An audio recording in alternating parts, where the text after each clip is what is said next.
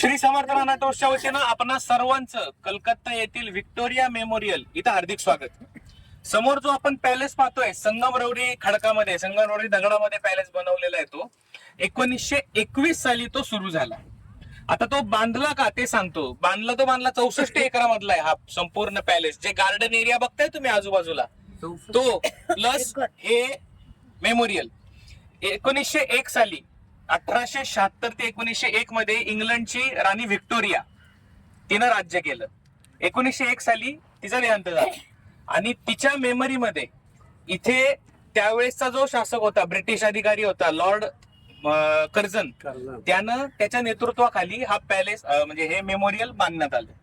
त्यावेळेस मेमोरियल म्हणून बांधलेलं हे पॅलेस भारत स्वतंत्र झाल्यानंतर आपल्या भारत सरकारनं तिथं आपल्या जे स्वातंत्र्य सैनिक होते त्यांच्या आठवणी, त्यांचं म्युझियम इथे तयार केलं.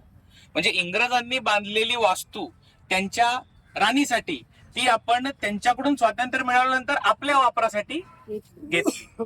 तर अशी ह्या पॅलेसची किंवा या मेमोरियलची थोडक्यात माहिती. समोर दिसतोय हा पुतळा तुम्हाला, हा व्हिक्टोरिया राणीचा पुतळा आहे.